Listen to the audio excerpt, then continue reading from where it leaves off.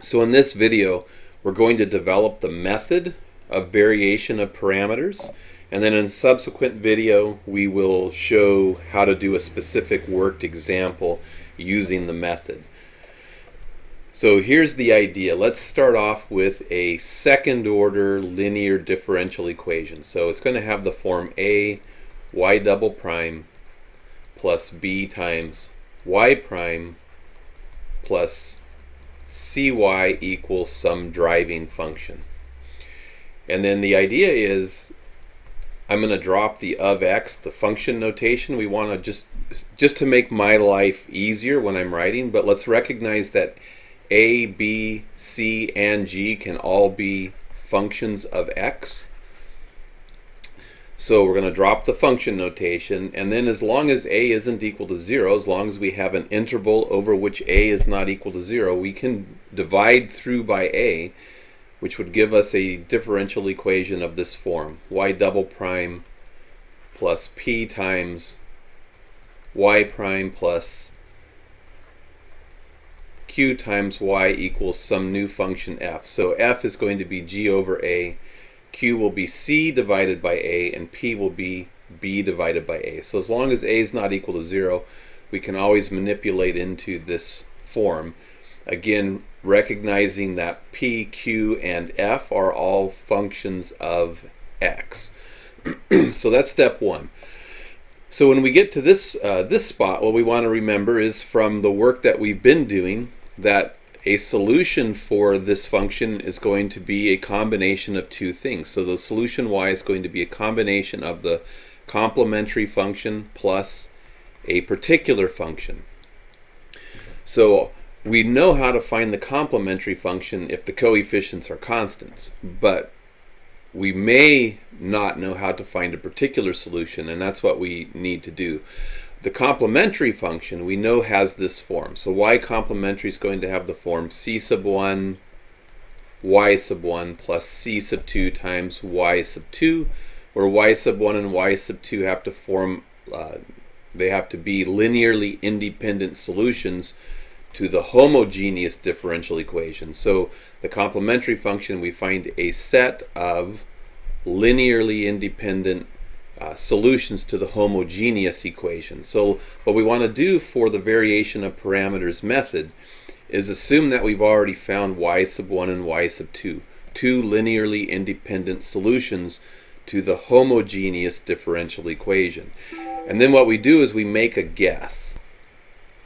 We make a guess as to the form of the particular solution. So we make this guess. We say, let's guess that the particular solution to the differential equation has the form u sub 1 times y sub 1 plus u sub 2 times y sub 2, where u sub 1 and u sub 2 are just some function of x. So in other words, we make the guess that instead of a constant times y sub 1 plus a constant times y sub 2, that the particular solution will have the form of function of x times y sub 1 plus a function of x times y sub 2. And then what we do is we recognize that if this actually is a solution for this differential equation, we need to be able to plug its first and second derivatives into the equation and have it resolve to f. Right? When we simplify, it needs to simplify to the function f. And then the other thing that we want to recognize is that this means we have two unknowns. We don't know the function u sub 1, and we don't know the function u sub 2. And to solve for two unknowns, we know that we need two equations. So our job is to come up with two equations that we can then solve for u sub 1 and u sub 2. So step one with our guess is just take its derivative. Y sub p prime equals, and we have the product of two functions plus the product of two functions, so we need to use the product rule to take this derivative. So it's going to be u sub 1 prime times y sub 1 plus u sub 1 times y sub 1 prime plus, from the second term, u sub 2 prime times y sub 2 plus u sub 2 times y sub 2 prime. And then what we do here is we make simplifying assumption. This is a complicated derivative, If we need to take its second derivative, we'll get something that has, we'll get two terms for each term here because of the product rule. We'd get 4 times 2 is 8 terms in the second derivative. So we want to make a simplifying assumption, and we want to do it in a way that's clever. So what I want to recognize is that because y sub 1 and y sub 2 are solutions to the homogeneous differential equation, if I keep things that have y sub 1 and then y sub 1 prime and then in the next step y sub 1 double prime, when I plug it into the equation, because y sub 1 and y sub 2 are solutions to the homogeneous equation, I can get things that zero out. So I want to keep the y sub 1 prime and the y sub 2 prime, but I'd like to get rid of the stuff in the first derivative that has just the y sub 1 and the y sub 2 and not the derivative of y sub 1 and y sub 2, because we're going to substitute this mess in right here for y prime. I'd like to be multiplying p times things that have the derivative of y sub 1 and y sub 2, hoping to get things to zero out. So the first simplifying assumption we do is we say, hey, we would like the stuff with the y sub 1 and y sub 2, we'd like it to equal 0, so it would go away. And then see what happens. So we say let u sub 1 prime times y sub 1, let's force u sub 1 prime times y sub 1 plus u sub 2 prime times y sub 2, let's force that to equal 0 and see if we can come up with a solution if we make that assumption. So if we do that, the nice thing is then that this plus this would be 0, which would then simplify our derivative to u sub 1 times y sub 1 prime plus u sub 2 times y sub 2 prime. So we get a simplified derivative by forcing the sum of those other two terms to be 0. And what this does then is it gives us an equation 1. And we need 2 equations to solve for the 2 unknown functions. And then we walk through and say we also need to calculate the second derivative of our guess for the particular solution. So we take the second derivative of y sub p, and we use the product rule again. So we're going to get u sub 1 prime times y sub 1 prime plus u sub 1 times y sub 1 double prime plus u sub 2 prime times y sub 2 prime plus u sub 2 times y sub 2 double prime. And now we know that we need to take each of these and substitute them into our differential equation, which is equal to f, or f of x. So what we want to do is substitute them in a clever way. So when I substitute in my y sub p double prime, my y sub p prime right here, my y sub p, I want to group things that have the u sub 1. So here's all the things that have u sub 1. And if I group them, I'll be able to factor out a u sub 1. So first let's substitute in the stuff that has u sub 1s. So substituting all the u sub 1 stuff into this differential equation, I'm going to write a little bit lower on the board here. I'm going to get u sub 1 times y sub 1 double prime. So I'll substitute in that right here and factor the u sub 1 out. So I'll get y sub 1 double prime plus p would get distributed into this, but I'm working with the stuff with just the u sub 1, so I'll get p times y sub 1 prime. So we'll get p times y sub 1 prime, and then substituting this in right here for y, we'll get q times y sub 1 plus q times y sub 1 plus, and then you step away from that mess. I'll keep those underlined. And then you substitute in everything that has just a u sub 2 in it. So there's a u sub 2, a u sub 2, and here's a u sub 2. Substitute those pieces in, and if we do that, we can factor the u sub 2 out, which would leave us with, from here, a y sub 2 double prime plus p times y sub 2 prime plus q times y sub 2 plus, now you substitute in everything that's left, but the only stuff that's left is in the y double prime term. So you substitute in this, u sub 1 prime, y sub 1 prime, plus substitute in this, we'll get u sub 2 prime, y sub 2 prime. And now we've substituted everything in from each of y sub p double prime, y sub p prime. We substituted everything in, and this all has to add up to the function f of x.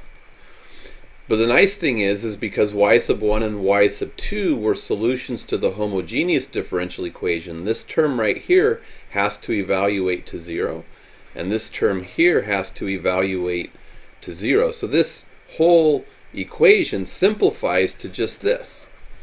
We wind up getting just u sub 1. I'll put it up here. We wind up getting u sub 1 prime times y sub 1 prime, plus we get u sub 2 prime times y sub 2 prime, and that has to equal f of x. And this is equation 2. Now I have a system of two equations in two unknowns. And what I can do is write this, I can write this system here in matrix form. So notice that this can be written in this form. I can do y sub 1, y sub 1 prime, y sub 1, y sub 1 prime, y sub 2, y sub 2 prime, times, notice that u sub 1 prime shows up in both places, so I can go u sub 1 prime, and u sub 2 prime shows up in both spots, so u sub 1 prime and u sub 2 prime are the unknowns in this system of equations, and this equals 0 times f of x. Or sorry, 0 and f of x, the vector from this side. So this is in matrix form. And then I want to notice that this matrix right here actually has the pieces for the Wronskian in it.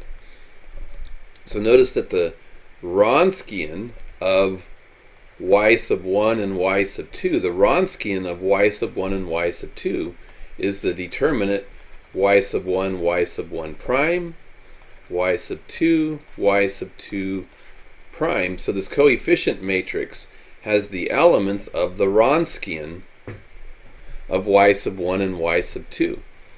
And we actually know that because y sub 1 and y sub 2 form a fundamental solution set for the homogeneous equation, we know that they're linearly independent functions actually. So now once I get this, I can actually find the solution using Cramer's rule, because I can take the Wronskian here of the coefficient matrix, which is just the determinant of the coefficient matrix, and I can make the determinant w sub 1, we'll call it, where we replace the first column with 0 and f of x, and leave the second column unchanged, so y sub 2, y sub 2 prime, and then I can create another determinant, we'll call it w sub 2, where we leave the first column alone of the coefficient matrix, so we do y sub 1, y sub 1 prime, and then replace the second column with the 0 and the f of x. And the moment I do this, I recognize from linear algebra and Cramer's rule that u sub 1 prime, the first unknown function, has to equal, by Cramer's rule, w sub 1, this determinant over the determinant w, equals w sub 1 over w. And the second solution, u sub 2 prime, from Cramer's rule will need to equal w sub 2 over w from linear algebra. So then to figure out what the unknown functions u sub 1 and u sub 2 are, I just need to integrate both sides with respect to x, which would give me the antiderivative of the derivative would just be u sub 1 equals the antiderivative of w sub 1 over w dx, and u sub 2 would equal the antiderivative of w sub 2 over w dx. I don't need the constant of integration because any antiderivative will satisfy this equation up here. So we just use the case where the constant of integration is 0. So this is the solution method of variation of parameters, is that we make a guess as to the solution, and then we discover that we're able to actually find functions u sub 1 and u sub 2 that satisfy our guess, which means we have a method for finding a particular solution. And so the next slide just summarizes the process. We start with our second order differential equation. We divide through by the a sub 2 term to get it into this form. We then find the fundamental solution set for the homogeneous differential equation. We guess that the particular solution has this form, and then we calculate u sub 1 prime and u sub 2 prime by using the Wronskian of y sub 1 and y sub 2 and applying Kramer's rule.